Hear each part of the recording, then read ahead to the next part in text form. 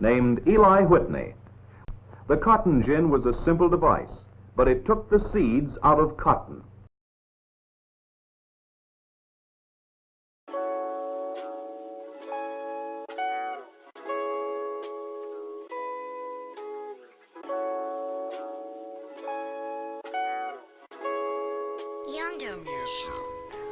Cotton is king, and what Britain's need for more, our economy grew and made more. Yeah, cotton to keep the kids warm, but in the past we grew tobacco. We shifted cotton cause that's whack, yo. New commodity that tax, bro. Look at me now, I got stacks, bro. Bet you knew that ain't more though. Gotta make more of that cotton dough. Yeah, it's about to reach the crescendo. About a pound per day for every slave. There was one man that said it was not okay, that there had to be another way to make more product and get that pay. We're making that money just about every day. They don't want that sugar, yeah, it's not okay. The inventor that caters to the game they play made machines that increased the number of slaves. Yeah, cotton. Yeah, cotton.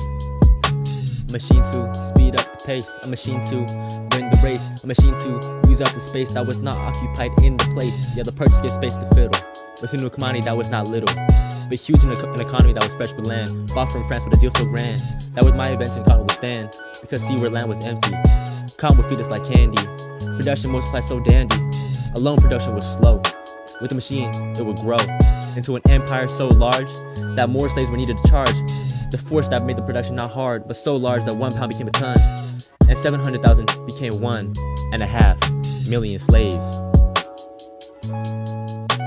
But that's cause cotton is king. The cotton gin in 1793, made by Eli Whitney, who foresaw a great industry that sees more efficiently.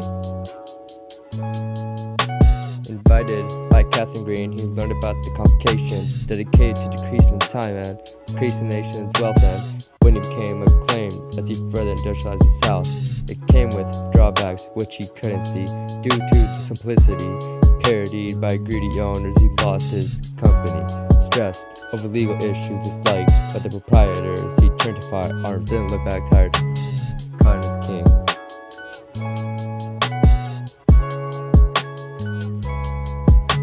The cotton gin would pull through, the cotton with sharp tooths, through holes that kept the seeds out of it and dropped into a loop. But this message would easily copy. Yes, patent couldn't just stop it. Stop it. Eli went bankrupt. He's broke now. Cotton is king. Cotton is king. Okay, so Eli Whitney was an American inventor who was best known for inventing the cotton gin. He also went on later to create interchangeable parts for the musket. He always invented to reduce the time it took in production.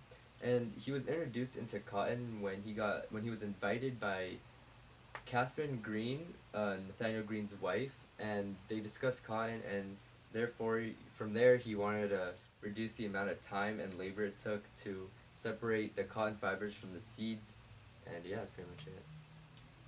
So explaining the video, the cotton gin basically took the seeds out of the cotton plant. So there would be these sharp teeth on a rotor that when you would crank it, it would pull the cotton through these small holes that were so small that the seeds couldn't fit through. Pulling the cotton through, it would become long and stringy, right? And pulling it through, the seeds would get stuck on the holes and it would fall to the floor.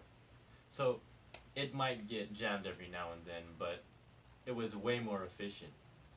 Compared to the past where slaves had to spend a whole day producing just 1 pound of cotton. Now with the cotton gin, the slaves could produce up to 1,000 pounds of cotton. That's a ton of cotton in a day.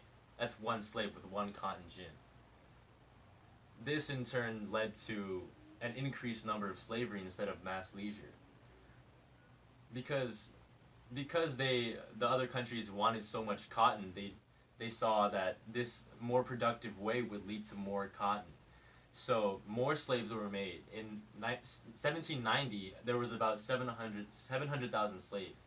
In 1810, there was about over 1 million slaves. In 1890, just before the Civil War, there was about 1.5 million slaves in America.